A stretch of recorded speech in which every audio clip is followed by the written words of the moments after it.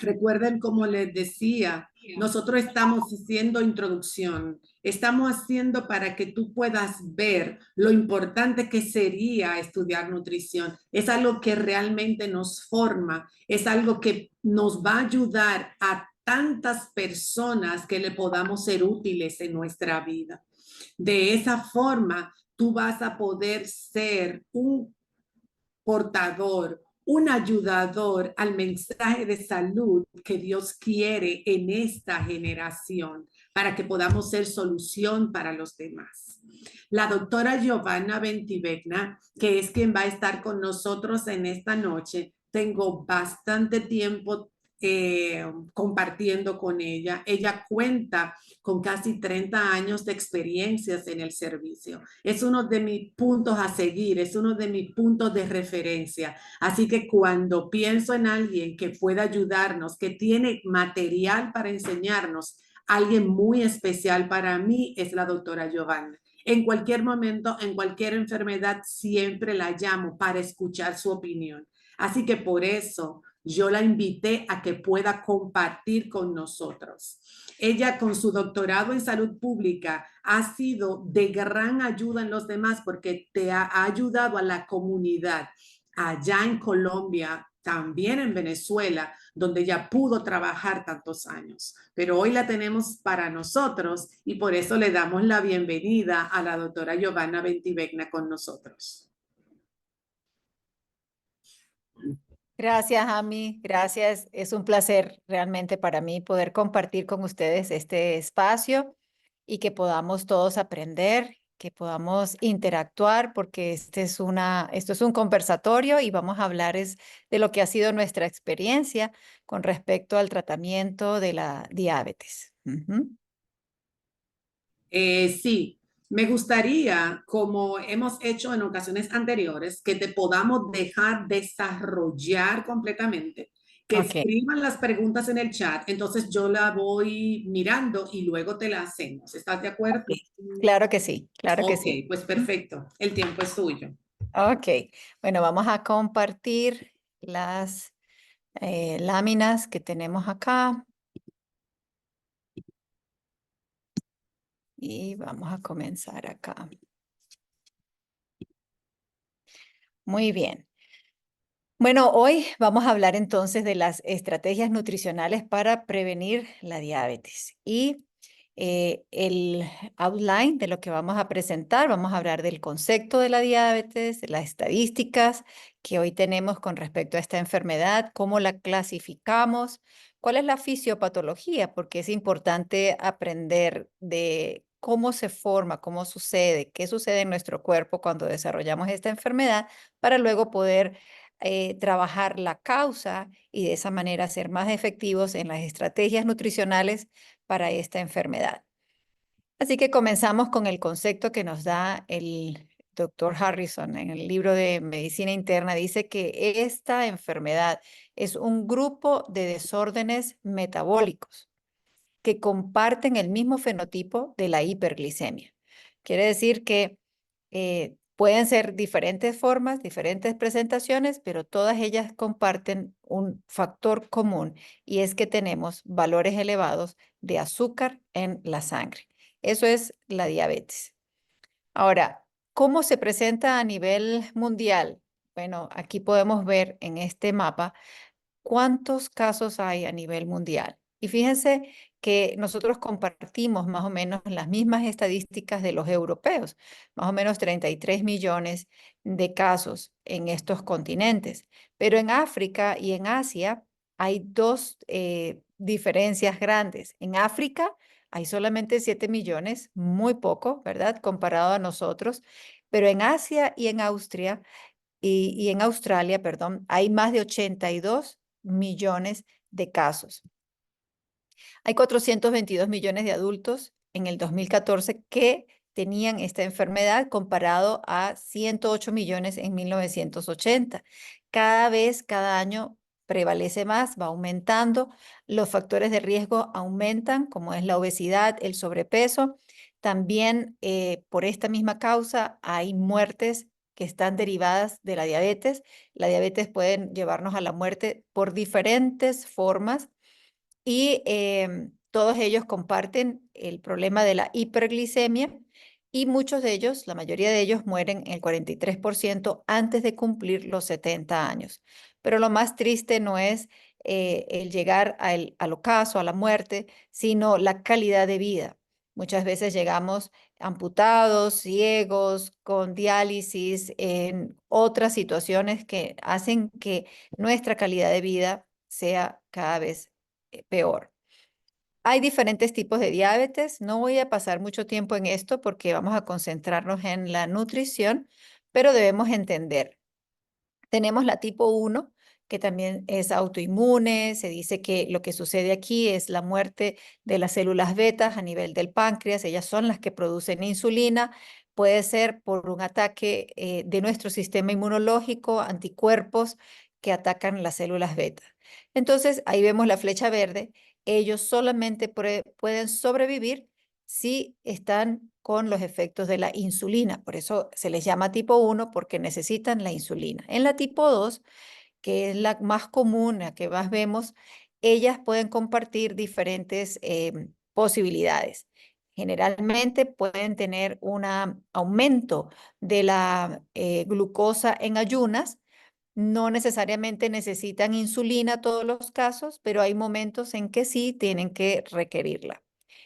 Tenemos otros tipos de diabetes, como la diabetes gestacional, que también puede no requerir insulina o requerirla, dependiendo de su evolución, y todas ellas van evolucionando en años. En lo último que vemos el valor de la glicemia o de la hemoglobina glicosilada en las 3 etapas, que es normal que tengamos una hemoglobina glicosilada por debajo de 5,6, ya vamos a hablar un poquito más de eso, o una glucosa en sangre en ayunas menor de 100.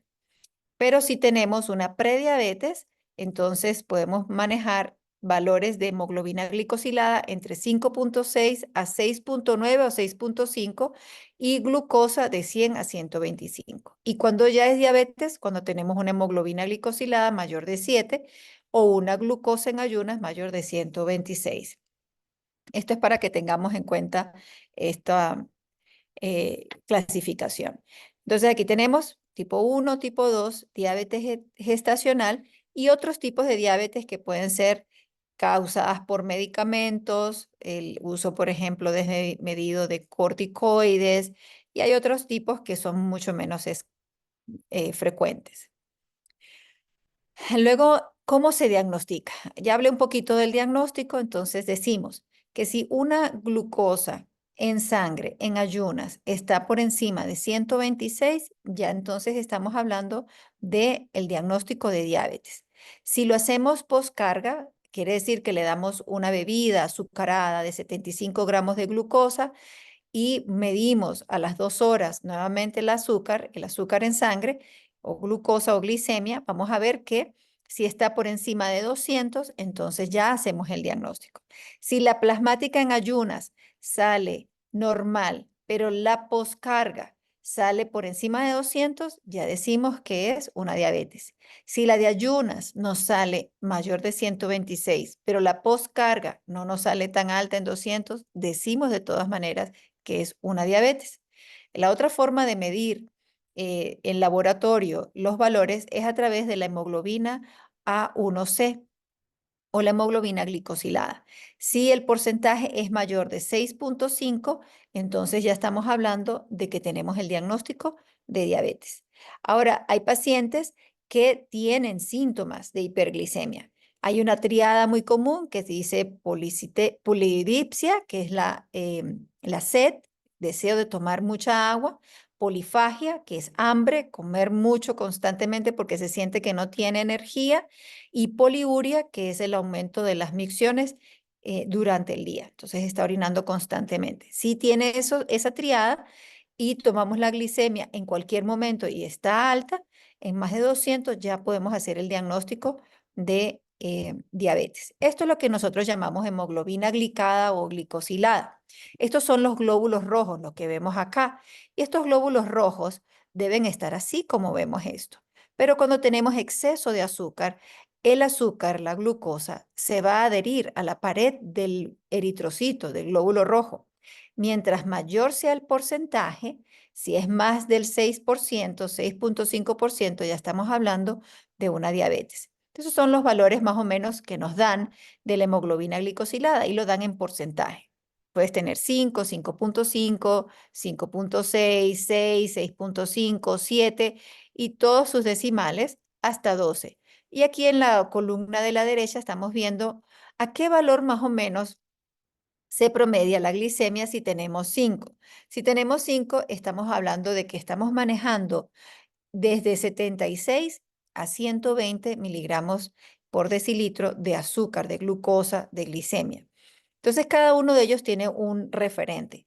¿Por qué es bueno hacer la hemoglobina glicosilada? Porque pasa mucho que cuando uno le dice a un paciente, bueno, mañana te vamos a hacer la glucosa, la glicemia, vamos a ver cómo estás o tal día le decimos una fecha, ese día previo a la prueba, el paciente empieza a hacer cambios y ese día no come un dulce, no se come un bocado de dulce o bocadillo, no, no hace ningún desarreglo en su dieta. Y al otro día, cuando le hacemos la glicemia, sale normal, porque depende mucho de lo que hicimos 24 horas antes o incluso 8 horas antes de tomar la glicemia. En cambio, la hemoglobina glicosilada es estable. Esa unión de esa glucosa al eritrocito cuando se une queda allí estable y no se modifica y por eso podemos decir cómo ha manejado esta persona su glucosa en los últimos 3 meses.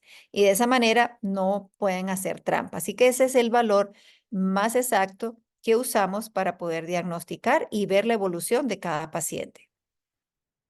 Cuando hablamos de prediabetes, hoy una paciente me decía en la consulta, a mí me dijeron que era prediabética y cuando le llevé mis exámenes a otro doctor me dijo que eso no existía, pero la prediabetes sí existe. Nosotros podemos tener una condición previa a el desarrollo de una enfermedad, pero como médicos nosotros estamos muy acostumbrados a ser como los bomberos, apaga incendios. Nosotros solamente trabajamos médicamente hablando cuando el paciente ya tiene el diagnóstico, pero poco hacemos antes de que tenga el diagnóstico. Sí les decimos, trate de evitar el azúcar, trate de no comer tanta grasa, trate de hacer ejercicio, pero no pasamos de allí, no somos muy efectivos en esta área porque no somos coach, porque no, a veces no se nos ha educado en la medicina de estilo de vida y por eso estamos acostumbrados a tratar al paciente cuando ya tiene la enfermedad. Pero la prediabetes es un estadio importante porque cuando usted le dice al paciente, mire, usted es prediabético, eso tiene un impacto en el paciente. Si usted pasa de esta cifra, usted ya va a estar en el grupo de los diabéticos, se etiqueta como tal y entonces usted va a tener que hacer cambios radicales que pudiera hacer a otra ahora, hacerlos para evitar llegar a ese estado. Generalmente se asocia con la obesidad, la dislipidemia, que es el aumento de colesterol, triglicéridos, hipertensión. Y generalmente el paciente hipertenso puede terminar siendo diabético o el paciente diabético puede terminar siendo hipertenso, porque comparten la misma fisiopatología. Y ya vamos a ver por qué sucede eso. En muchos aspectos ellos comparten ese mismo inicio. Cuando ya decimos que es diabetes tipo 2, entonces en esa diabetes, en ese tipo de diabetes que ya tiene mayor de 6,5 de hemoglobina glicosilada y ya tenemos una glucosa por encima de 126 o de 200 postcarga, entonces ya en este caso sabemos que tenemos que trabajar para poder evitar el deterioro rápido de este paciente, que es lo que causa esta enfermedad. Esta enfermedad no tiene síntomas.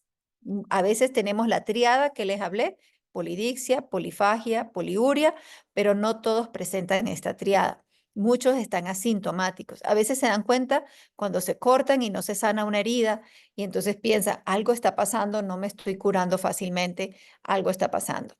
Y esta diabetes, vamos a verla, que se relaciona generalmente con una edad mayor de 45 años, aumentamos el riesgo, o un índice de masa corporal mayor de 25% aumenta el riesgo. Y en otros casos vamos a ver resistencia a la insulina. Y ya vamos a hablar un poquito acerca de esto. Este cuadrito que es tan maluquito porque tiene demasiadas letras muy chiquiticas, no se los traje para leerlo, solamente quería mostrarles lo que la ADA ha sacado, ¿verdad? Este es el algoritmo de cómo tratar a un paciente diabético. Y lo traje porque quería que vieran la primera línea. Y aquí en azul, en letras muy chiquitas, dice la primera línea de terapia. Y entonces dice, es metformina y cambio de estilo de vida, el manejo del peso, la actividad física. Eso es lo mejor y debemos siempre hacerlo. Eso está en chiquito, no se le da mucha importancia, está arriba. Y generalmente le damos más importancia luego a todos los medicamentos, a todas las diferentes clases de terapias farmacológicas y no le damos importancia a ese pequeño aspecto que dice cambios radicales en el estilo de vida, manejo del peso, actividad física. Es esencial para el manejo de esta enfermedad. Entonces vamos a hablar de la fisiopatología. Aquí tenemos una imagen de nuestro cuerpo, del tronco, ahí tenemos los pulmones, el corazón, el hígado, la vesícula y este órgano que llamamos páncreas. El páncreas está aquí, debajo, aquí en amarillito, está debajo del estómago, detrás del hígado. Es largo, y tiene varias funciones. Le decimos que es una glándula porque puede producir hormonas como la insulina y el glucagón, pero también es un órgano excretor porque produce enzimas que nos ayudan a digerir los alimentos. Cuando usted come, una vez que comemos cualquier tipo de alimento, todos los alimentos tienen algo de macronutrientes, micronutrientes y va a tener carbohidratos, grasas, proteínas.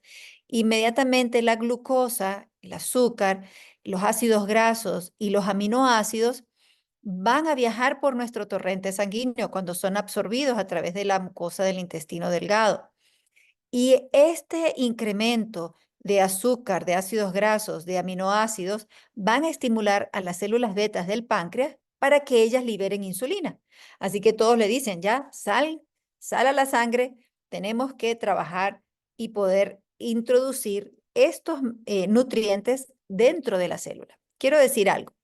Nuestras células tienen una membrana plasmática grasosa, así que cuando son ácidos grasos, ellos no necesitan de la insulina ni de nadie que los ayude. Ellos entran solo. Y esto quiero que lo graben en sus mentes porque aquí vamos a entender mucho de la fisiopatología y del entonces el tratamiento que vamos a hacer cuando entendemos por qué esto es importante. En cambio, la glucosa necesita de la llave maestra, la insulina. Entonces el páncreas, aquí está el páncreas, él libera insulina y aquí a través del tubo digestivo, tenemos el estómago y el intestino delgado, se han absorbido todas las moléculas de glucosa y van a pasar al torrente sanguíneo. Y aquí tenemos una célula. Esta célula tiene su membrana plasmática. Aquí entonces tenemos el azúcar en color violeta y tenemos la insulina de color verde. La insulina tiene que entrar en el receptor como una llave maestra. Abre la puerta, se abren unos canales y entonces el azúcar entra a la célula y es usado por estas plantas industriales que se llaman mitocondrias. Y allí la mitocondria usa el azúcar para poder utilizarla como fuente de energía y producir ATP y todo lo que necesitamos para poder funcionar. Una célula normal, aquí tenemos la llave, la insulina, tiene suficientes espacios en la membrana celular para que la insulina pueda entrar y de esa manera abrir las puertas a la glucosa. Pero en ocasiones las células pierden esa capacidad. Es como que si le cambiaran el cerrojo y ya la llave no puede entrar, no puede abrir la puerta y entonces el azúcar, la glucosa, queda afuera, aumenta la cantidad. A esto le llamamos resistencia a la insulina. La célula se resiste, no quiero que entre más azúcar, no necesito tanta energía, cierra las puertas, le cambia el cerrojo y aquí no puede entrar el azúcar. Cuando tenemos resistencia a la insulina, podemos desarrollar muchísimas enfermedades. Entre ellas tenemos acantosis nigricans. Y es muy fácil, aquí vemos una fotico de la acantosis nigricans. Son fotos de piel del cuello.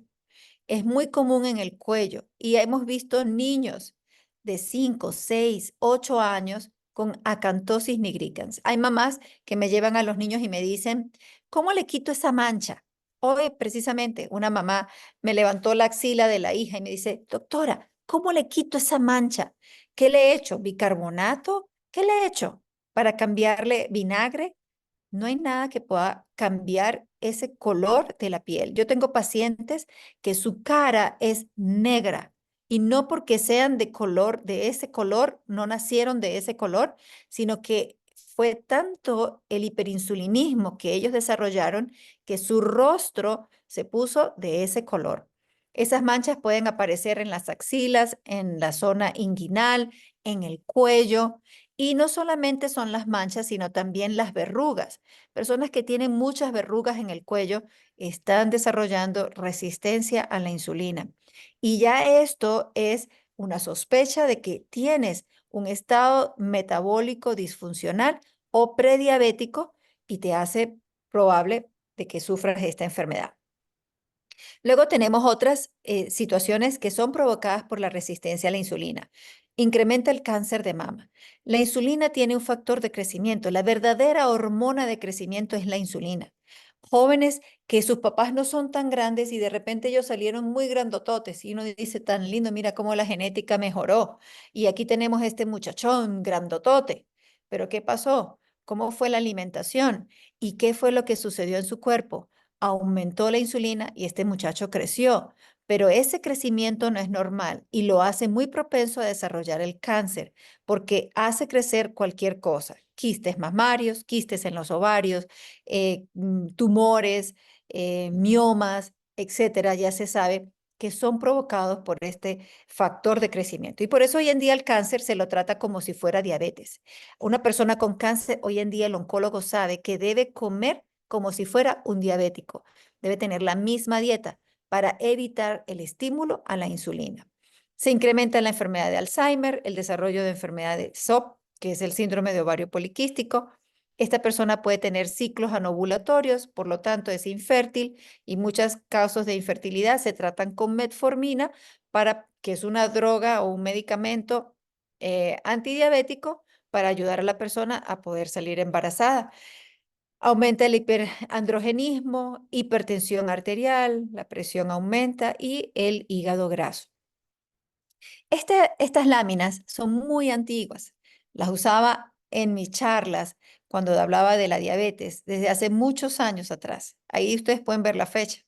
¿Por qué voy a usar esta lámina? Porque para mí aquí está muy claro lo que sucede en nuestro cuerpo cuando tenemos esa eh, propensión a desarrollar la diabetes. Miren lo que sucede.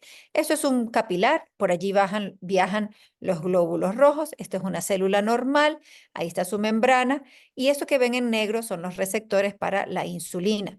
Lo que ven en amarillo son las moléculas de insulina que se adhieren al receptor para entonces abrir la puerta y el azúcar entra a la célula, como les mostraba en la imagen anterior. Luego entonces, ¿qué pasa? Resulta que la grasa, como macronutriente, no tiene reparo. Cuando ella quiere entrar, ella entra. No necesita de la insulina ni de ninguna ayuda ni de ningún tipo de transporte, porque la membrana de la célula es grasosa y ella es grasa, así que ella entra suavemente y llena la célula de energía. Esta energía grasosa hace que la célula se llene tanto que ella diga, no puedo tener espacio para nadie más. Así que esconde sus receptores, y aquí vemos los receptores de insulina dentro de la célula, los esconde. No puedo aceptar a nadie más. Así que el azúcar, por ende, empieza a aumentar en el capilar. Ya el azúcar no tiene cómo entrar porque la insulina no pudo abrir la puerta. Y si no abre la puerta, el azúcar queda circulando por nuestros vasos sanguíneos. ¿Qué es lo que nosotros necesitamos? Que esa célula tenga hambre. ¿Y cuándo va a tener hambre? Cuando gaste la energía que tiene acá. Si esa energía no se gasta, a través de la actividad física, no va a haber suficientes receptores para que pueda entrar en esa célula hambrienta nuevamente la insulina y por ende la glucosa. Entonces aquí tenemos tres aspectos. La célula normal, sus receptores están afuera. La célula llena de grasa no tiene capacidad para el azúcar, por ende hay resistencia a la insulina porque los receptores se escondieron. Necesitamos volver a tener hambre y para tener hambre tengo que gastar esa energía. Gasto la energía haciendo actividad física para aumentar la sensibilidad de esos receptores a la insulina y poder volver a un estado normal. Pero no solamente es gastar la insulina, y yo quiero que ustedes aquí piensen, y cuando terminemos la charla ustedes me van a decir qué pensaron en esa área. ¿Qué pensamos aquí? La única manera de mantener, de evitar la resistencia a la insulina es evitando que esa célula se vuelva grasosa, que no haya esa ingesta grande de grasa que va a hacer que entre en mi célula y se multiplique el número de células para aumentar más el espacio para la grasa y tengamos más resistencia a la insulina. Y cuando tenemos resistencia a la insulina sucede lo que vamos a ver en este gráfico. En este gráfico tenemos en rojo la zona de hambre, la zona de hipoglicemia. Y el tiempo va allí. El desayuno. Desayunamos un desayuno, digamos, yo le voy a decir lo que comen aquí los colombianos. Aquí comen arepa, café con leche, cargado de azúcar. La arepa generalmente va acompañada o de huevo, o de carne, o de queso, o a veces de nada. O a veces comen lo que ellos llaman migas, que es galleta remojadas en el café. Y esos son desayunos muy de alto índice glicémico, donde vamos a tener un pico de azúcar. Entonces tenemos un pico de azúcar, que es esa gráfica que ven ustedes en verde, y esa absorción rápida de ese desayuno va a hacer que tengamos también, no solamente se entró el azúcar, sino que inmediatamente hubo un estímulo al páncreas y subió la insulina. Luego, como subió tanto la insulina, si ven ahí que la insulina está muy por encima, entonces hizo que toda esa glucosa se fuera a sus lugares, a sus células, pero fue tanto el efecto que me bajó por debajo de lo normal y entonces me provocó una hipoglicemia.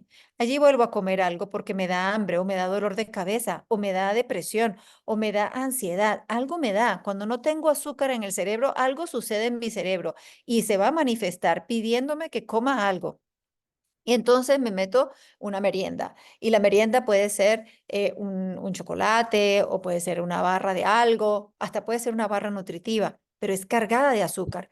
Vuelvo a tener un pico alto y vuelve a haber un pico de insulina, vuelvo a tener un pico bajo de azúcar y vuelvo a hacer entonces el almuerzo rico en proteína, no sube tanto el azúcar, pero tengo también mi pico de insulina.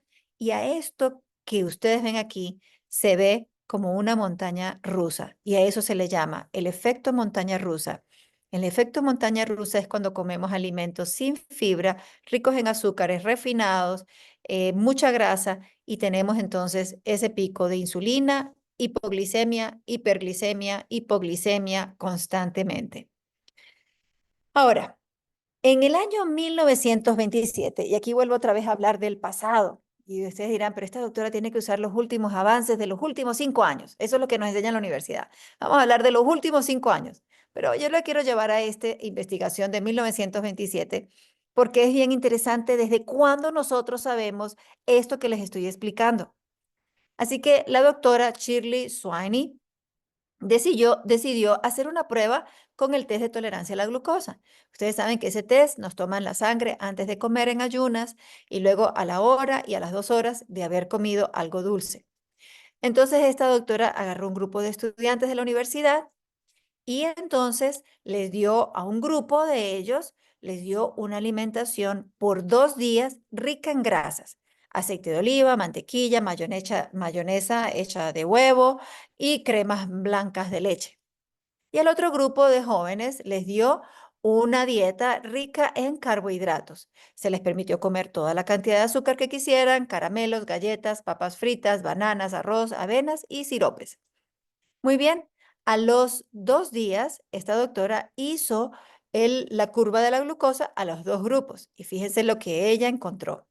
Los alumnos que comieron grasa en esos 2 días, aumentó su azúcar mayor de 220 miligramos por decilitro, y los alumnos que comieron carbohidratos subieron solamente 20 miligramos por decilitro. ¿Qué aprendemos aquí? Bueno, que podemos comer carbohidratos, ¿verdad? Eso es lo que nos está diciendo el estudio. Nos está diciendo un poco más. No estoy queriendo aquí decir que vamos a comer entonces todos los carbohidratos como vengan, porque ahorita estamos viviendo una época de la carbofobia, sino quiero mostrarles quién es el culpable verdadero de la diabetes. Cuando ustedes vieron las imágenes de las células cargadas de grasa que crean la enfermedad de la resistencia a la insulina, entonces, ¿de quién es la culpa de la diabetes? ¿Del azúcar o de la grasa? Siempre hemos culpado al azúcar y está bien no consumir los dulces, está bien retirar los azúcares en todas sus formas, pero no se trata de esta como causa de la diabetes y de la resistencia a la insulina. La verdadera causa es la grasa. La grasa entra sin necesidad de insulina, creando una enfermedad de resistencia a la insulina. Y aquí nosotros podemos caer fácilmente en una conclusión muy sencilla. La dieta cetogénica que tanta propaganda se le da para bajar de peso rápidamente está desarrollando resistencia a la insulina. Y esta resistencia a la insulina me hace a mí propenso de todas las enfermedades que ya les mencioné. Entonces podemos ver cáncer, eh, diabetes, Alzheimer, cambios en la piel, cambios de coloración en la piel, etcétera. Puedo bajar de peso, pero estoy desarrollando otra enfermedad que es peor que ese sobrepeso. Ahora, si vamos a hablar de la grasa, entonces, con respecto a la grasa, ¿qué alimentos tienen grasa y cómo debo saber cuáles dejar y cuáles no? Ya vamos a entrar entonces en materia de qué hacer, porque aquí vamos a ir viendo, nosotros mismos vamos a sacar las conclusiones. Aquí tenemos los diferentes tipos de alimentos y tenemos las carnes, pollo, ternera, cordero, cerdo, pescado, atún, salmón, huevos, mantequilla, leche y vegetales de fuente vegetal, nueces y avena, como un cereal que puede tener algo de grasa también. Entonces, fíjense, el porcentaje de grasas saturadas. El pollo puede tener 31, la ternera 47, el cordero 47. Por eso siempre nos dicen los médicos, prefiero comer pollo que carnes rojas, ¿verdad? Siempre nos dicen porque la concentración de grasas saturadas es menor en las carnes que en las carnes blancas que en las carnes rojas. El cerdo se le da mucha propaganda de que es una carne que no tiene tanta grasa saturada como la carne roja del ternero. Pero ya vamos a mirar aquí algunos otros aspectos importantes. ¿Cuánto tienen de porcentaje de grasas poliinsaturadas? Aquí vemos 23, 8, 8, 11.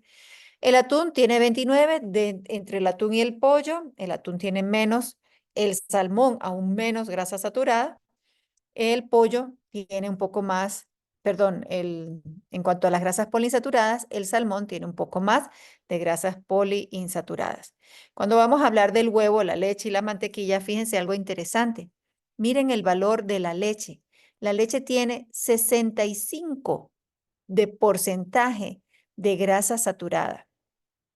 Con respecto al huevo, que tiene 37, un poquito más que el pollo. Y la mantequilla tiene 43, casi igual que la ternera.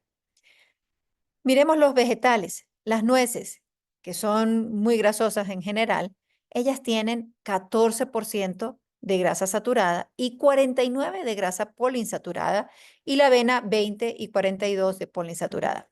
Ahora, aquí sacamos una relación, un índice entre grasa poliinsaturada y saturada, que es el índice PS, y lo que nos dice es que si ese número es mayor a 1, es muy bueno el alimento por su relación de grasas saturadas con las insaturadas, las poliinsaturadas. Y vemos aquí la leche. Miren el valor que tiene, 0.06. Es el más bajo de todos los alimentos. El pollo, 0.75. Todos estos están por debajo de 1. Solamente el atún y el salmón están por encima de 1. Y aquí tenemos las nueces y la avena por encima de 1, entre 2 y 3. Eso nos hace que estos alimentos sean mucho más saludables, menos contenido de grasa y menos resistencia a la insulina. En esta lámina del doctor Wes Jomberg, este doctor de Loma Linda ha creado este gráfico que me encanta porque nosotros estamos acostumbrados a los extremos. O eres o no eres, como el doctor que le dijo a mi paciente hoy. Eso de prediabético no. O sea, porque es que para nosotros prediabético no tiene ninguna significancia. ¿Qué vamos a cambiar en la prediabetes? ¿Sí? Como médicos. Pero en esta gráfica nosotros podemos darnos cuenta dónde estamos ubicados. Porque a veces nosotros nos hacemos una glicemia y entonces vamos muy contentos al doctor porque me salió en 95. Pero 95 entraría en este rango, estado 2 de prediabetes. Ya estamos en una hiperglicemia. ¿Cuál es el estado ideal? Que nuestros valores de glicemia en ayuna estén entre 70 y 84. Ahí estamos bien. Pero si ya empieza a subir 85, 94, estamos en una alta glicemia, estamos ya en el estadio 1 de prediabetes. En el estadio 2, 95 a 99. Y en el estadio 3, de 100 a 109. Y en el estadio 4 es cuando ya diagnosticamos la prediabetes como tal, entonces están entre 110 y 125. Si sube por encima de 126, ya decimos que es diabético. Y si le hacemos la toma de la glucosa a la hora de haber comido, termino de comer, cuento una hora y ahí me hago la glicemia. Lo puedo hacer con glucometría. Y entonces vemos estos valores y ustedes mismos pueden hacer sus propias conclusiones. ¿Cómo la estoy manejando? Entonces, muchas veces yo tengo niños que le hacemos la pre y puede estar en 85. Y cuando le hacemos la post a la hora, ya tienen 120. Eso ya es alto. Y esto es muy bueno porque cuando le advertimos, y yo hablo con los niños y les digo, miren, ya te estás subiendo, ya tienes 120 y tú tienes un abuelo diabético, o sea que tú vas para allá, estás encaminado, estás en la vía para ser diabético. No puedes comer esto y puedes comer esto y esto. Y ellos son los que les dicen a sus papás, no me dejes esto, mamá, no quiero comer eso, yo no quiero enfermarme, no quiero llegar porque ellos son mucho más inteligentes que muchas veces nosotros los adultos. ¿Qué otro valor nosotros tomamos en cuenta? La insulina. Esta semana tuve la oportunidad de hacerle un examen de insulina basal a una paciente y le salió en 14, pero cuando usted ve en el laboratorio, dice que los valores normales pueden ir entre 2 a 20. Imagínense, entre 2 y 20 insulina basal, un rango bastante amplio.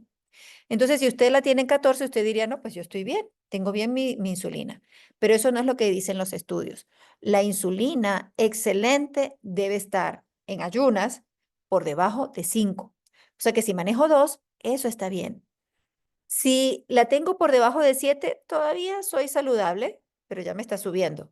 Pero cuando la tengo por encima de 10, ya estoy en riesgo alto de hiperinsulinismo y eso quiere decir que ya yo estoy desarrollando una resistencia a la insulina. Ahí me doy cuenta. Entonces, fíjense, con esta lámina y esta lámina que les queda a ustedes, ustedes pueden darse cuenta dónde estoy. Si ya tengo riesgo de tener resistencia a la insulina, aquí están los valores, aquí podemos vernos reflejados y darnos cuenta si la estamos manejando o no.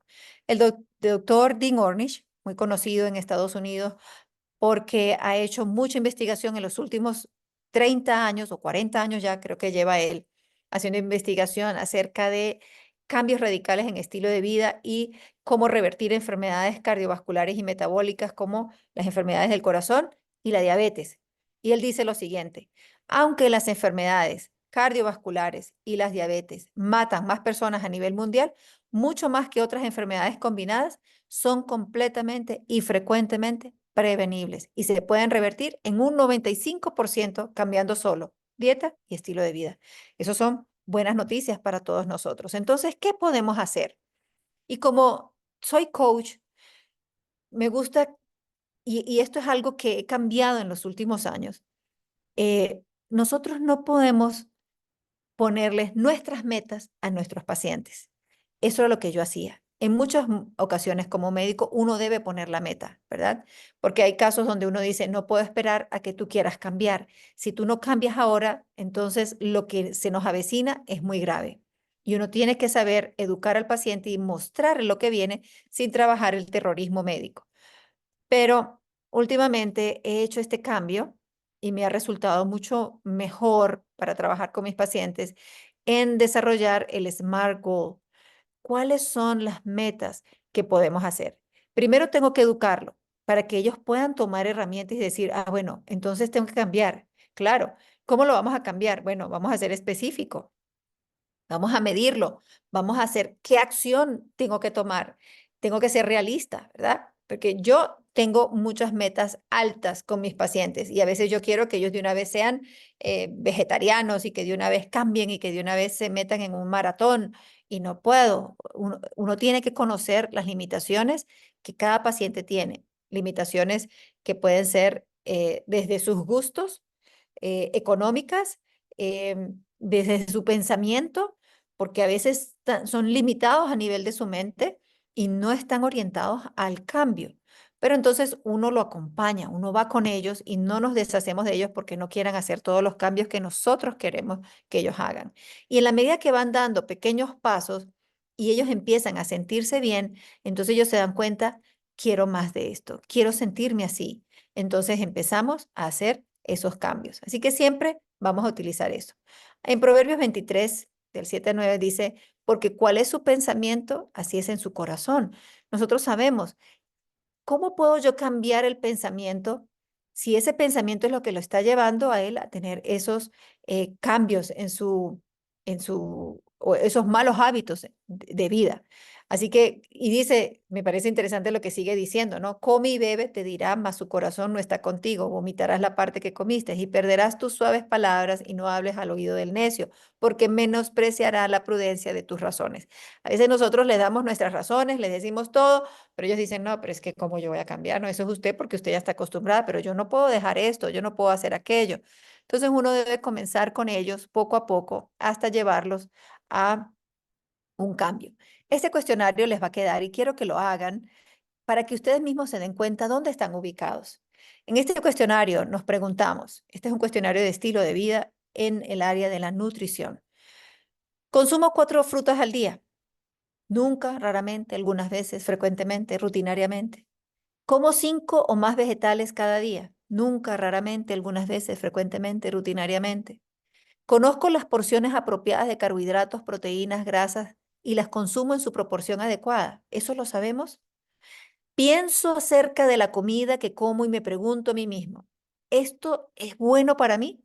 Yo le hago esta pregunta a mis pacientes todo el tiempo y les digo, cuando usted se mete en un pedazo de chicharrón, ¿usted piensa, esto es bueno para mí? Y la mayoría me dice, no, nunca lo pienso. ¿Por qué no lo pensamos? ¿Por qué no lo hemos pensado? Porque ha habido falta de educación. Necesitamos más personas que ayuden a educar, porque nuestra gente perece por falta de conocimiento. Cuando veo la comida, cuando yo veo la comida como fuente de energía, como medicina, y también la veo para disfrutarla, sí lo podemos ver así. La comida puede ser fuente de energía, puede ser medicina y puede ser rica. Y a eso queremos llegar. Entonces, en mi historia como médico, yo comenzaba con metas muy altas y a todos mis pacientes les decía, vegano, vegano, tiene que ser vegano. Y entonces, ¿qué pasa? Había muchas de esas personas no continuaban porque decían, no, la meta de la doctora es demasiado alta, no puedo llegar allá. Entonces me he dado cuenta que no puedo llevarlos corriendo a que cumplan la meta que yo tengo para ellos. Ellos tienen que encontrar su propio paso y buscar sus propias metas. Hubo un tiempo que durante esta eh, evolución de nuestra experiencia como médico de estilo de vida, entonces llegué a hacer varios cursos y empecé a ver, bueno, tengo que contar los carbohidratos. Entonces yo le hacía una lista y yo todavía tengo esa lista de todo lo que eran cereales, proteínas, granos, leguminosas, frutas, vegetales, y las frutas eran bien diferentes porque habían frutas muy dulces y otras no, entonces algunas tenían 15 gramos, otras tenían más, entonces tenían que picar el banano por la mitad, el plátano, y tenían que picar el mango, tenían que sacarle solamente 15 uvas, en fin. Y entonces era muy difícil porque las personas tenían que contar sus carbohidratos. Si me comí una rebanada de pan al mediodía, no me la puedo comer al almuerzo. Si me comí esto aquí, no lo puedo comer allá. Y era como muy desgastante.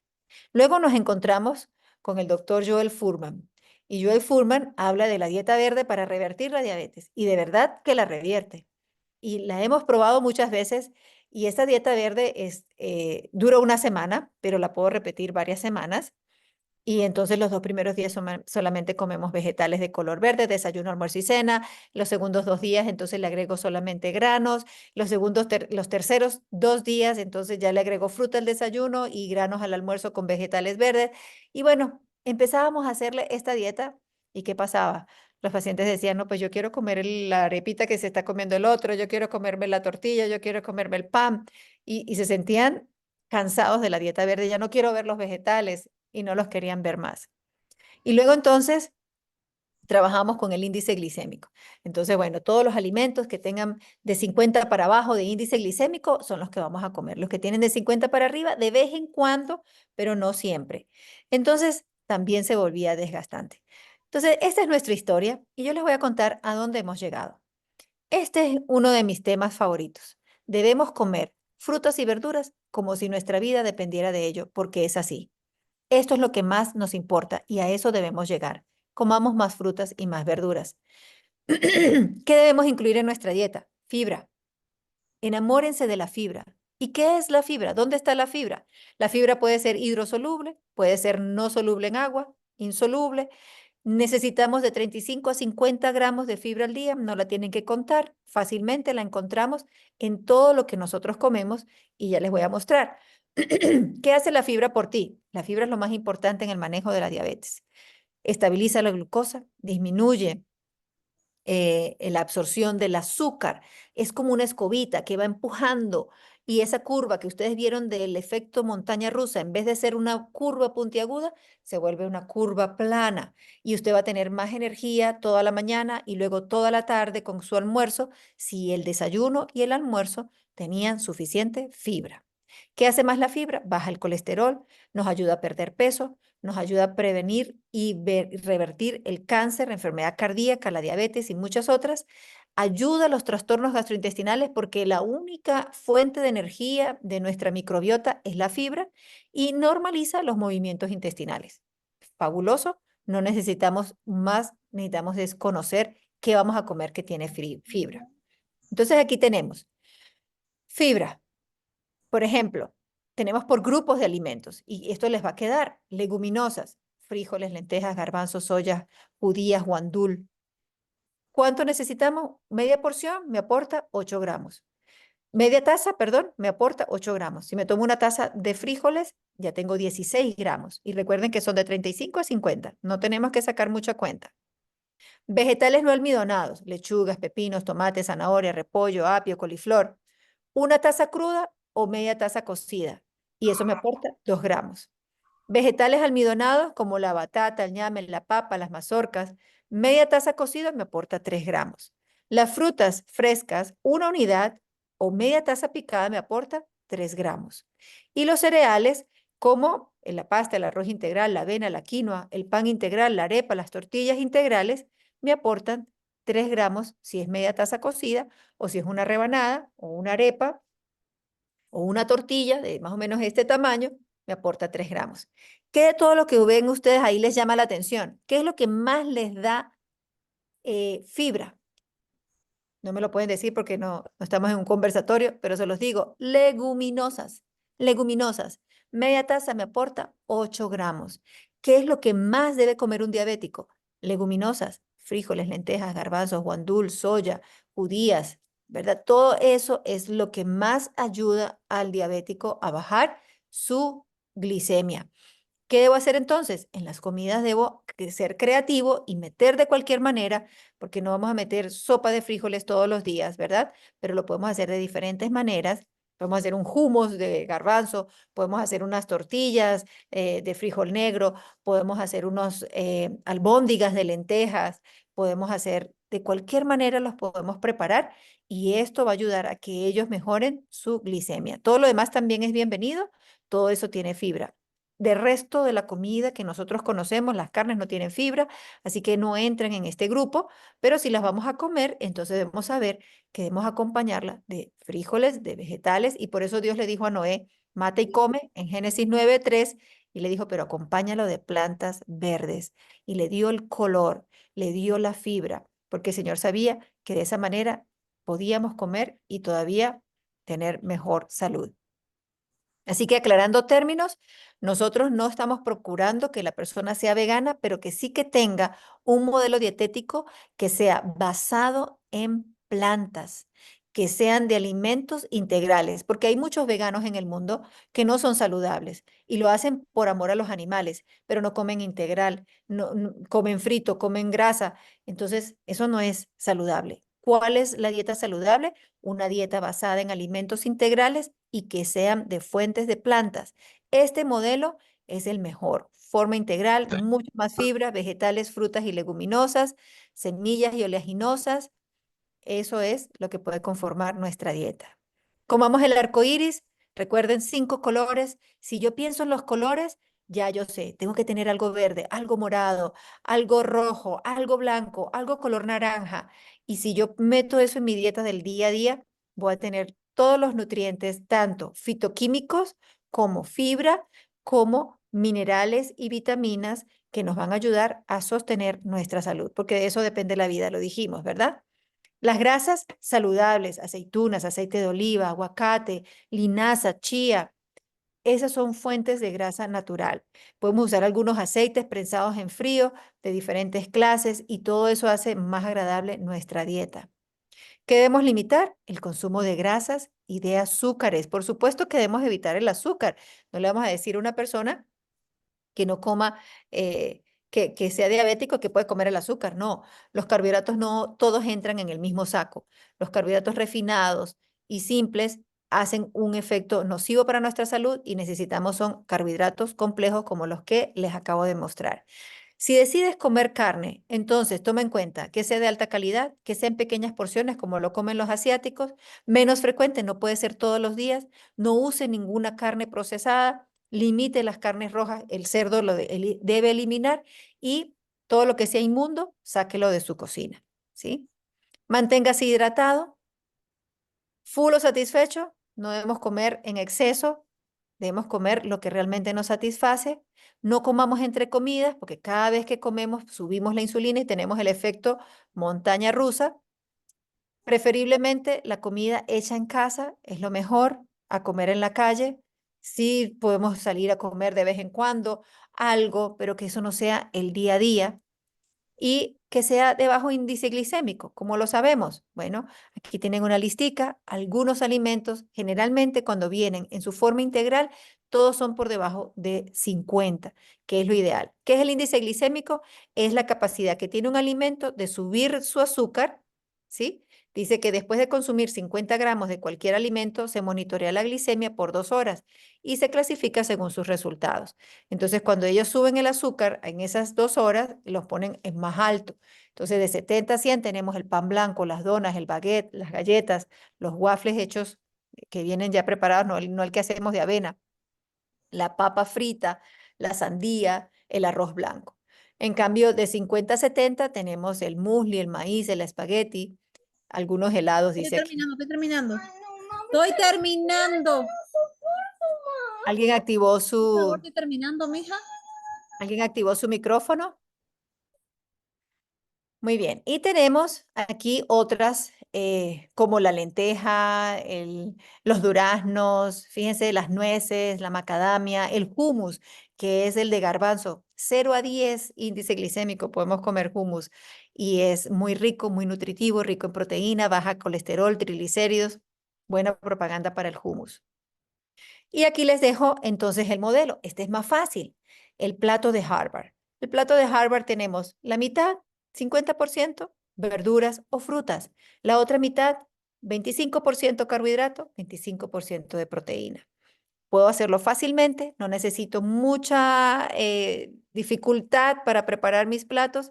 Cada día hago un plato de granos diferentes, de cereales diferentes, o uso la papa, otro día el ñame, otro día el plátano, y lo puedo colocar allí como parte de mi carbohidrato, 25%, y mis abundantes vegetales.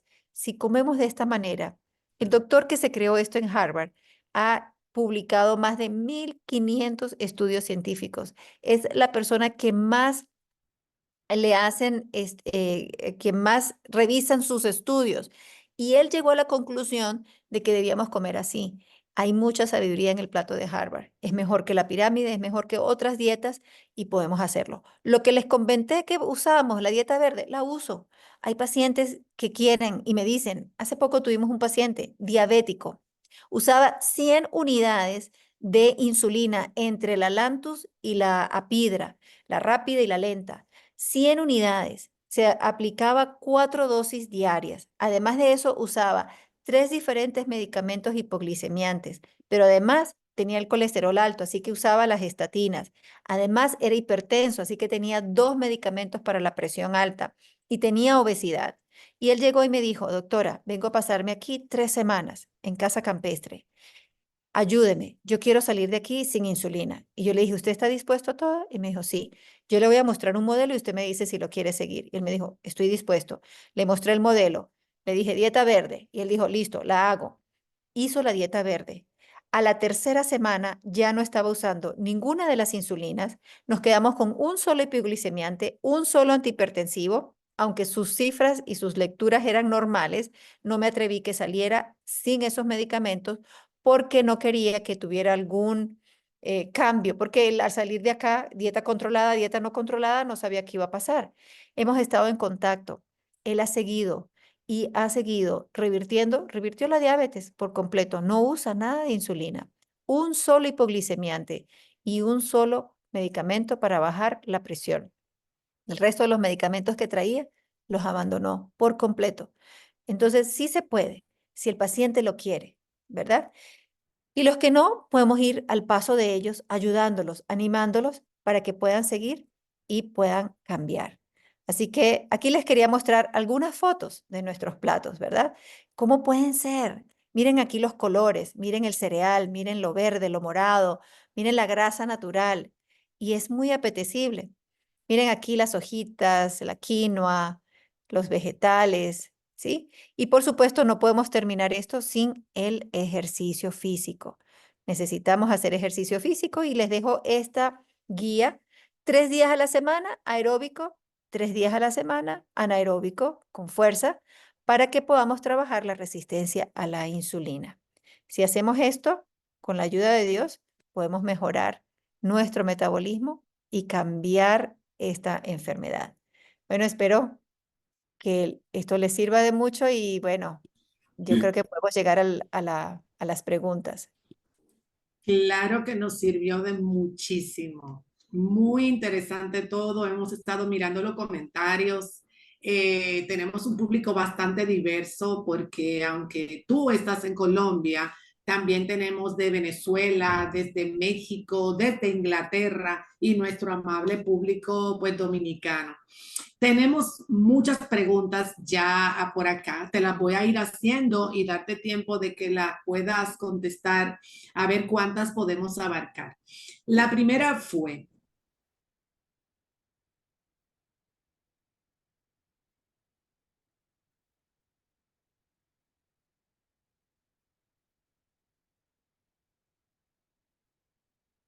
¿Aló? ¿Aló? ¿No se escucha?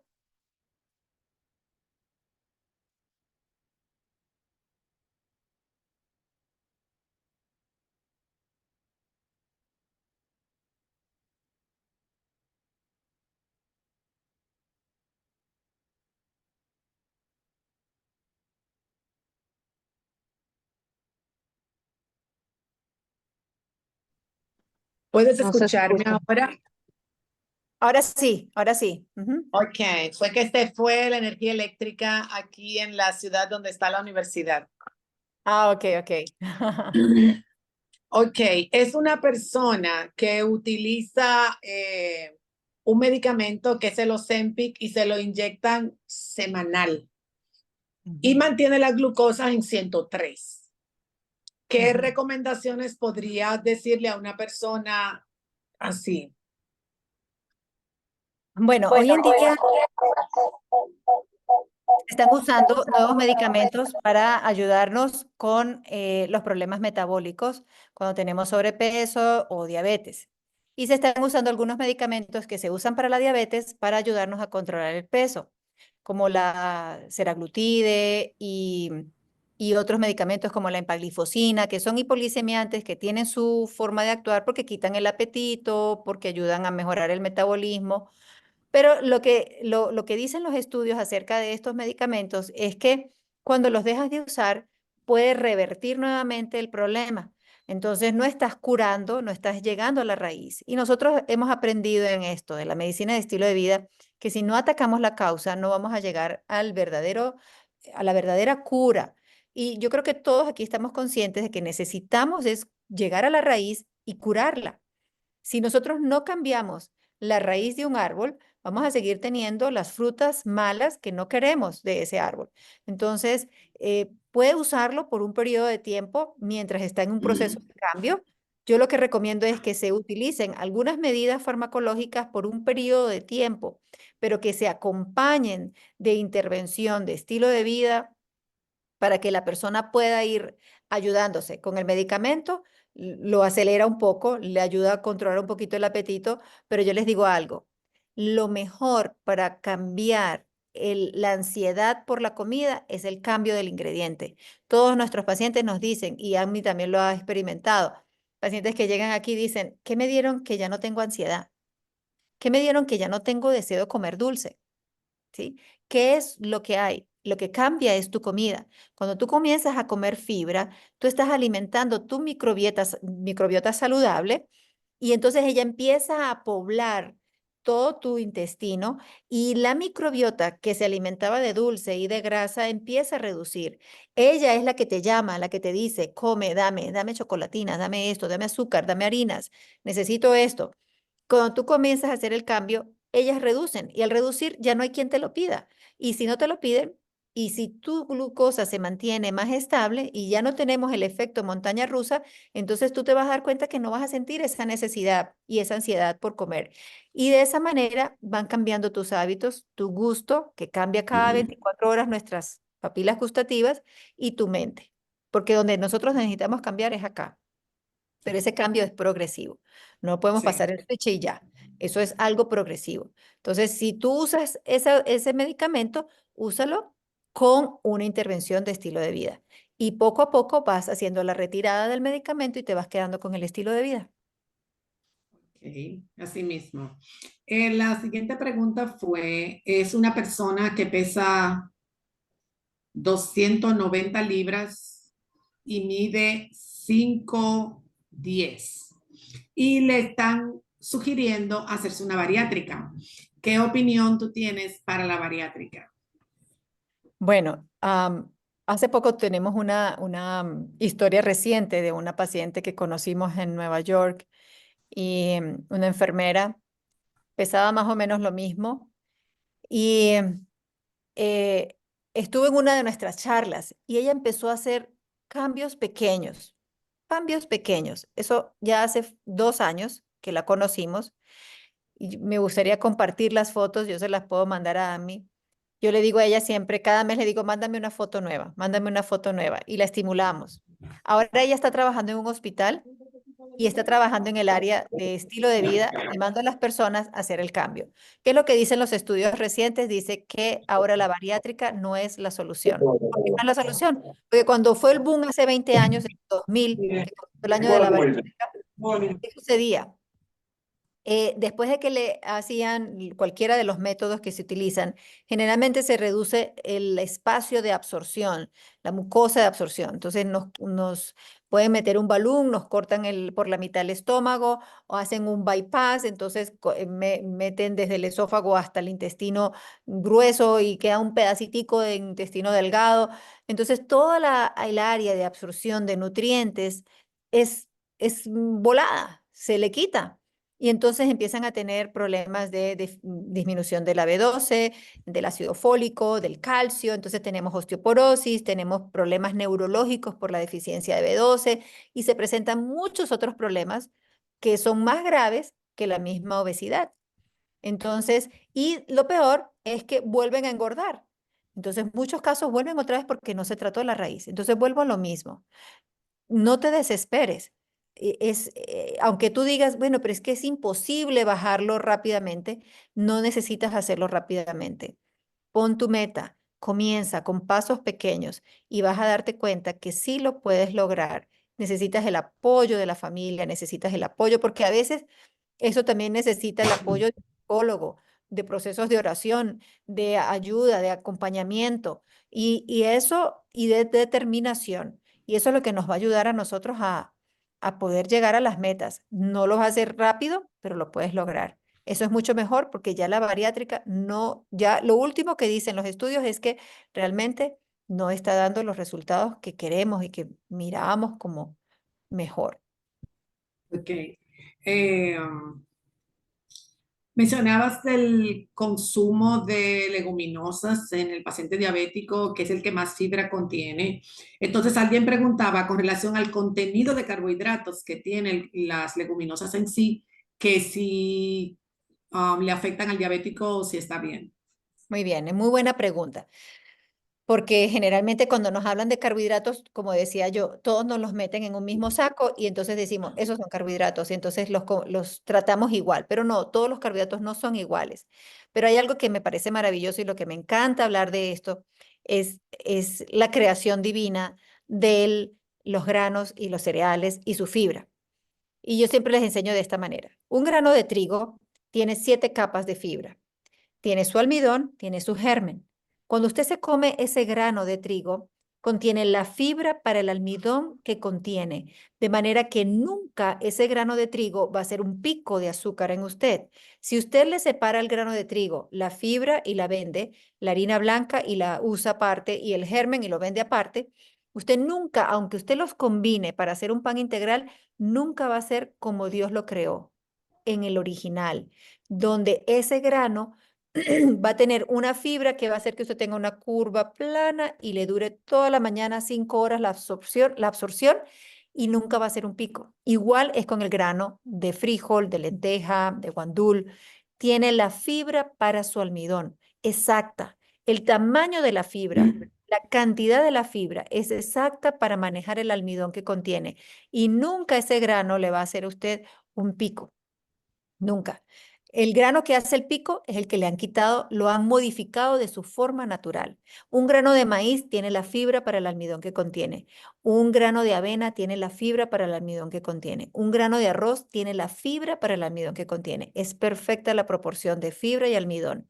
Y van en un acompañamiento perfecto que nunca va a hacer que usted tenga un pico. Entonces, no hay peligro con los granos de que usted vaya a tener un pico de azúcar o que ese almidón vaya a convertirse en azúcar. Se va a convertir en una glucosa necesaria, pero en su tiempo, sin hacer un estímulo a la producción de insulina. Ok, gracias por tu explicación al punto. La siguiente pregunta dice, el monitoreo continuo de la glicemia, ¿qué tan efectivo es a la hora de restringir o consumir alimentos? O sea, el hacer la glucometría Sí, es bueno, porque fíjense que cuando se hizo las investigaciones del índice glicémico con los alimentos, era ver si yo me comía algo, cómo me afectaba, ¿no? Entonces usted puede hacer esos experimentos al principio. Bueno, voy a comer esto y voy a ver cómo me afecta a la hora, a las 2 horas. Y usted se va a dar cuenta, esto no me conviene, esto sí me conviene, y puede ayudar. Pero les voy a decir algo, y esto es importante que lo tomen en cuenta. Las metas desde el punto de vista médico en cuanto a hemoglobina glicosilada y glucosa en el diabético, a veces no se alcanzan con una dieta totalmente saludable. Y usted va a decir, bueno, entonces, ¿usted qué nos está diciendo? ¿Qué nos dijo en todo este momento? Yo les voy a explicar. Las metas, por ejemplo, en hemoglobina glicosilada es que usted la tenga en 6,5 para abajo, pero siempre buscando que esté en 5,7. Y resulta que cuando usted hace una dieta basada en plantas, integral, que tenga su fibra, puede ser que usted va a manejar hemoglobinas glicosiladas de 6,5 a 7 y quizás no le baje mucho a 5, ¿sí? No le llegue a 5. Y entonces usted va a decir, pero entonces eso no es bueno. No, sí es bueno. ¿Saben por qué es bueno? ¿Y cuál es la diferencia? Por supuesto, usted está comiendo carbohidratos, Usted tiene ya un problema de la insulina. Su páncreas se cansó en las 5 etapas que yo les mostré de cómo va transcurriendo el tiempo y cómo nosotros vamos desarrollando la enfermedad desde pequeños hasta que llegamos al punto donde ya tenemos la diabetes porque se acabaron las células beta y ya no produjeron más insulina. Usted ya tiene ese problema. Entonces, usted está comiendo carbohidratos y usted tiene un problema de que no tiene insulina. ¿Qué está haciendo usted? Usted está comiendo carbohidratos que le aportan no solamente un carbohidrato, sino que le aportan fitoquímicos, vitaminas, minerales, antioxidantes. Entonces, usted no va a ser el paciente que va a desarrollar catarata, ni que va a desarrollar enfermedad renal, ni que va a desarrollar una enfermedad neuropática, ni una arteriopatía, ni una úlcera, ni va a perder un dedo, ni un pie, ni nada de eso. Esa es la diferencia. Usted va a tener una dieta que lo va a ayudar a tener usted una buena calidad de vida, aunque usted no alcance las metas que le dice su endocrinólogo o su médico tratante. Pero usted va a estar dentro de las metas, porque de 6.5 a 7 es una buena meta. Hemos tenido pacientes que sí alcanzan la meta de 5.7, la hemos tenido, pero hay pacientes que no lo logran por el daño que tienen en su páncreas. Sin embargo, sigue siendo la mejor dieta. Y les cuento la historia de mi papá. Mi papá fue diabético por 40 años. Y mi papá fue diabético y él fue fumador, diabético, consumía mucho café, azúcar, en fin. Su mamá diabética, sus 3 hermanos diabéticos murieron, él era el mayor y sus 3 hermanos murieron antes que él. Mi abuela murió a una edad muy joven, su papá con Alzheimer. Y mi papá nunca tuvo necesidad de usar gafas, lentes, nunca, siendo diabético. No hizo nunca una retinopatía diabética. Y comenzó tarde sus cambios en estilo de vida. Él los comenzó muy tarde. Los comenzó en los últimos 20 años de su vida. Sin embargo, no hizo neuropatía diabética, nunca tuvo pie diabético, nunca hizo nefropatía diabética, nunca se le subieron los valores de creatinina, nunca hizo ninguna complicación por su diabetes, excepto que hizo un ACV que lo llevó a la muerte al final de su vida. Pero vivió los últimos años de su vida siempre con buena calidad. Hasta el día en que él murió, él estuvo con buena calidad de vida, manejaba, él hacía transporte y manejaba, veía sin necesidad de gafas. Teniendo ese antecedente familiar y viendo morir a sus hermanos menores y que él haya llegado a ese punto sin nada de esas pérdidas, eso es una ganancia, ¿no? Sí. ¿Qué opinión le tienes al ayuno intermitente, especialmente en el paciente diabético? Muy, muy bueno. El ayuno intermitente El es... ayuno intermitente que conocemos comercialmente, no el que nosotros aconsejamos, sino el otro. Ah, ok, bueno, vamos a explicar el ayuno intermitente. El ayuno intermitente tiene que estar relacionado al ritmo circadiano. Nosotros producimos insulina a las 6 de la mañana y se va a dormir a las 3 de la tarde.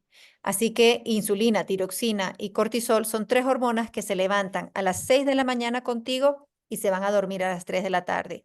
Por eso, si vamos a hacer ayuno intermitente, la comida debe comerse cuando tenemos las hormonas.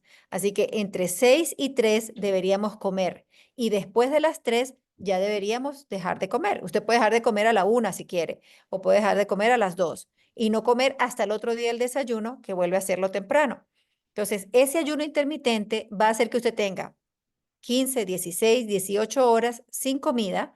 ¿Y qué sucede? En las primeras 12 horas, su cuerpo consume la carga hepática de glucógeno y se acabó las reservas. A las 12 horas que se acaban las reservas, el cuerpo tiene que decir, bueno, ¿de dónde voy a sacar las reservas?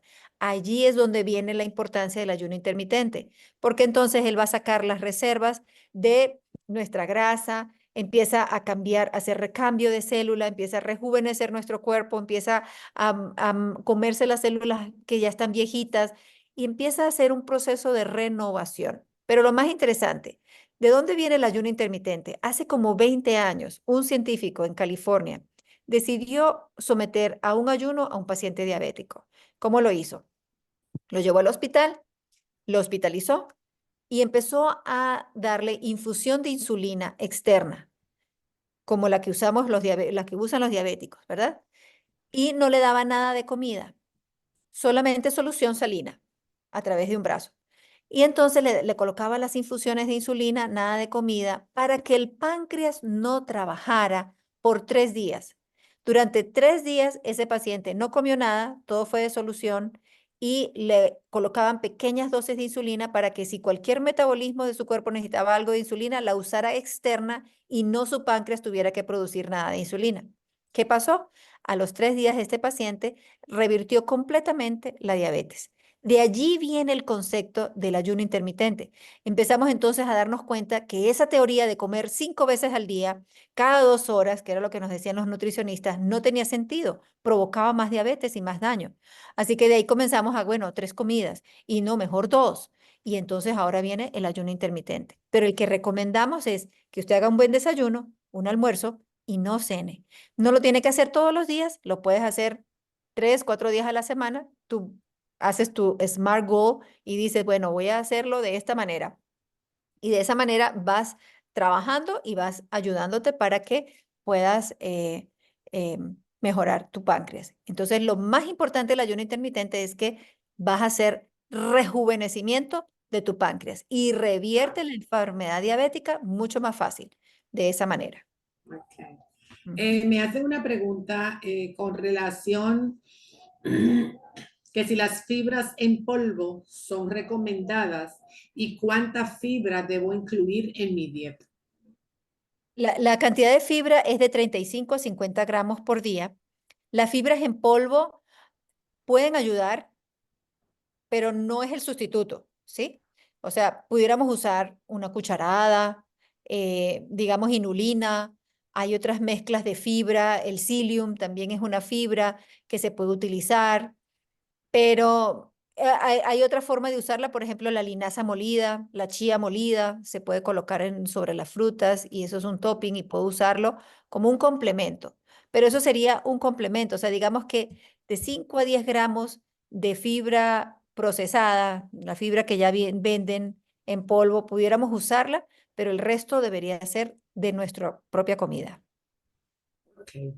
Sí, porque como explicabas ahorita, yo tengo un trigo que tiene todas sus capas. O Así sea, es. si yo como granos enteros, frutas enteras, vegetales Claro. enteros, pues es Ujú. más fácil, no tendría que agregarlo. Así ¿Qué es. opinión le tienes al maní en el paciente diabético? Bueno, es una oleaginosa. Yo puedo usar el maní, hacer la mantequilla de maní, hacer algunas sopas con maní, y eso está bien. Lo que decimos es que de las grasas de las oleaginosas, el maní es el que tiene un poquito más de concentración, igual que el coco, de grasa saturada. Entonces, lo ideal es variar, no todos los días el mismo alimento. Mm, Y por eso la variedad es el secreto de esto, ¿no? Si variamos, entonces un día como maní, otro día almendra, otro día nueces, otro día linaza, otro día chía. Entonces estoy cambiando las oleaginosas, pero sí se puede usar, claro que sí. ok. Me preguntan si la dieta cruda es buena para los diabéticos. Pues cuando yo les decía que usábamos la dieta verde para el diabético, era una Era dieta casi casi cruda. cruda, era casi cruda, era un 80% cruda y solamente un 20% quizás el brócoli, las habichuelas, así, ¿no? ¿Cómo se llama? ¿Cómo le dicen ustedes a la habichuela? Vainita. Sí, a la vainita, a Vainita, los ejotes, ajá. vean, los ejotes. Ejotes Vainitas. verdes. Entonces eso pues los hacíamos cocidos, ¿no? Pero el resto era crudo. Entonces, claro, la dieta cruda ayuda mucho, pero claro, un periodo de tiempo. No lo vamos a poner de por vida en una dieta de esas, ¿no? Pero como para rejuvenecer el páncreas, para ayudar el páncreas, para estimular, eh, para revertir la diabetes, sí. Ok. Hay una pregunta acá que dice, si una persona come arroz 2 veces y se aplica insulina, o sea, él come y se pone insulina, ¿qué puede pasar en ese caso? Bueno, esa era la tendencia antigua. Yo recuerdo cuando yo me gradué, me acuerdo tanto de la primera vez que fui a un congreso de diabetes después de graduada. Y entonces los nutricionistas y los endocrinólogos estaban allí enseñándonos a que cualquier persona que tuviera diabetes solamente tenía que contar qué era lo que se iba a comer para entonces contar la cantidad de insulina que se tenían que aplicar. Sí. No, pero te puedes comer un helado, te puedes comer el arroz blanco, te puedes comer el pan blanco, solamente que entonces ya tú sabes que si te comiste esta cantidad, entonces esta cantidad tienes que usar de Tantos insulina gramos por tantas unidades. por tantas unidades. Entonces, ¿qué pasa ahora? Eso ha quedado en el pasado. ¿Por qué? Porque el exceso de insulina inyectada tiene un daño muy grande en nuestro cuerpo. Lo mismo que decimos del hiperinsulinismo propio, el que tú produces de tu páncreas, es tan malo como el que tú te aplicas. Entonces, la meta, inclusive si eres un diabético tipo 1 y tienes que inyectarte insulina, hemos llegado a tener a diabéticos tipo 1 que pueden sobrevivir con 5 unidades de insulina al día y está bien. Y con eso viven y están bien. Y tienen mejor calidad de vida que el diabético que se la pasa contando y poniéndose más cantidad de insulina. Eso no está bien. Ok, ¿cuáles son las consecuencias de que una persona que no es diabético utilice hipoglicemiantes simplemente para ayudarse a perder de peso? No funciona. Ya eso se ha dado cuenta, ya no funciona. La metformina no funciona para bajar de peso.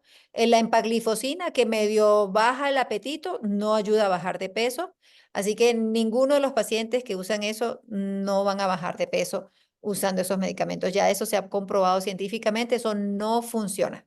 Lo puedes usar un periodo de tiempo para controlar el azúcar si la tienes alta y necesitas rápidamente normalizarla, si estás en una meta de cambiar y de hacer este programa, ¿verdad?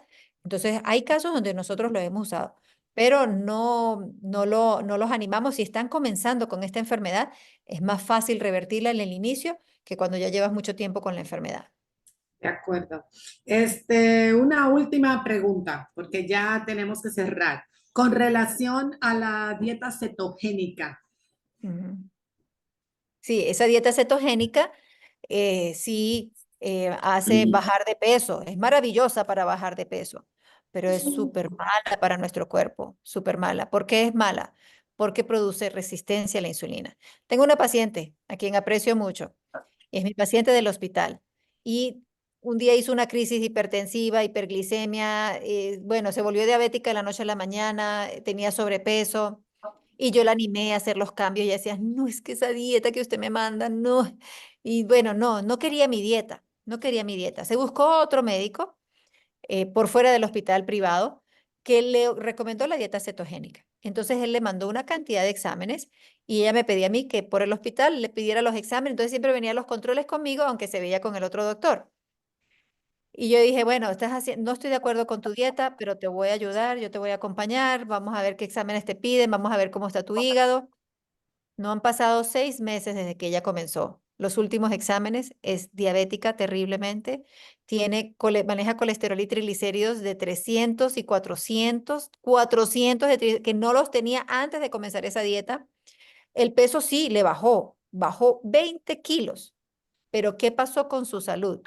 Con su salud se deterioró completamente. Entonces, y yo le decía, ¿te das cuenta? O sea, ¿por qué no me haces caso a lo que yo te estoy diciendo? Pero no, o sea, no, hay personas, por eso le decía, uno tiene metas como médico, ¿sí? Pero los pacientes no tienen las metas que uno tiene. Entonces yo tengo que trabajar con las metas que cada uno se ponga.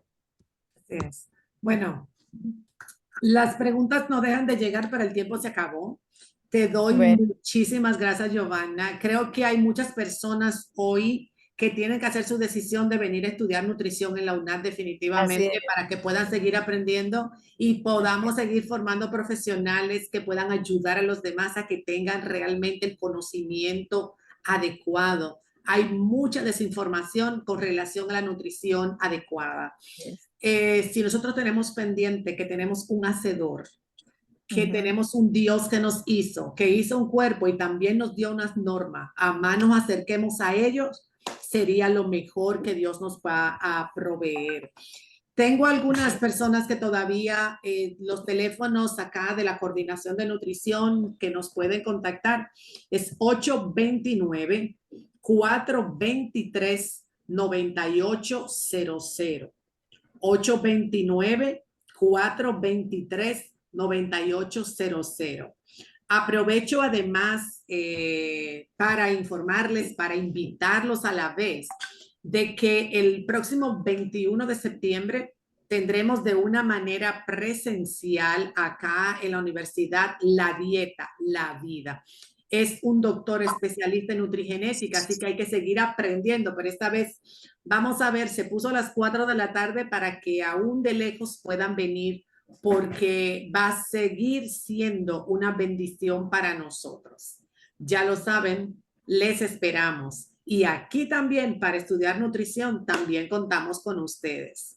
Recuerden que el certificado de participación, o sea, de que tú estuviste, de que asististe online, está ahí en el chat. No lo dejen de llenar, por favor, que la otra vez se me fueron. Ahí está para que tengan su certificado de participación de que aprendimos un montón con mi querida Giovanna. Vamos a pedirle, por favor, que tenga una oración para que podamos terminar en esta noche y que el Señor nos ayude a dar los ánimos a cambio al estilo de vida. Amén. Bendito Padre, te damos muchas gracias. Gracias, Señor, por ser nuestro Creador y por ser nuestro Salvador y también nuestro sanador. Sabemos, Señor, que hay mucha sabiduría en tu palabra y hay principios de vida allí que todavía no hemos descubierto. Ayúdanos cada día para poder buscarlos, encontrarlos, ponerlos en práctica, vivirlos y compartirlos, de manera que muchas más personas que perecen por falta de conocimiento puedan adquirir sanidad y salvación. Gracias, Padre, por escucharnos. Bendice a cada oyente de esta noche y que cada inquietud, cada cuestionamiento que tenga, que tú puedas aclararlo y que puedas ayudarle, Señor, a hacer los cambios que necesitan. Te lo pedimos todo en el nombre de Jesús. Amén. Muy feliz noche.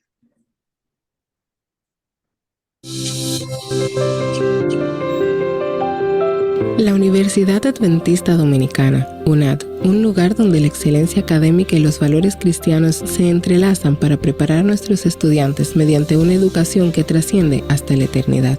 El crecimiento y desarrollo de la UNAD han sido posible gracias a la visión de la comunidad adventista, que sustenta que la educación y redención tienen como propósito la restauración de la imagen de Dios en el hombre.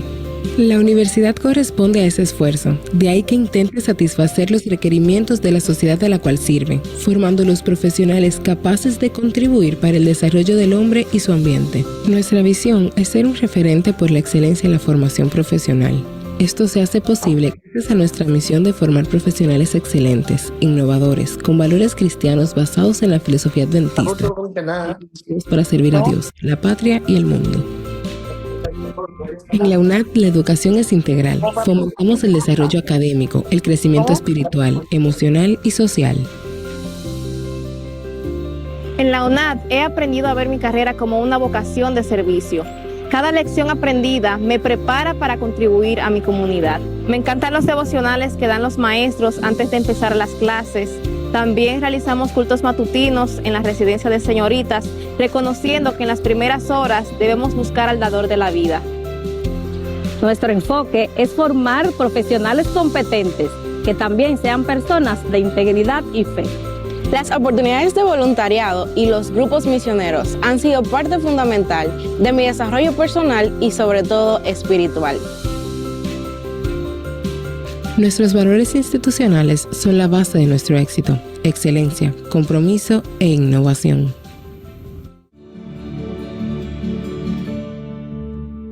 En la Universidad Adventista Dominicana, nuestros estudiantes de teología tienen la oportunidad de servir al Señor en diferentes campañas evangelísticas que se desarrollan en nuestras 6 asociaciones, teniendo así la oportunidad de desarrollar sus dones y talentos en el servicio tanto al Señor, a la iglesia y a la comunidad local e internacional.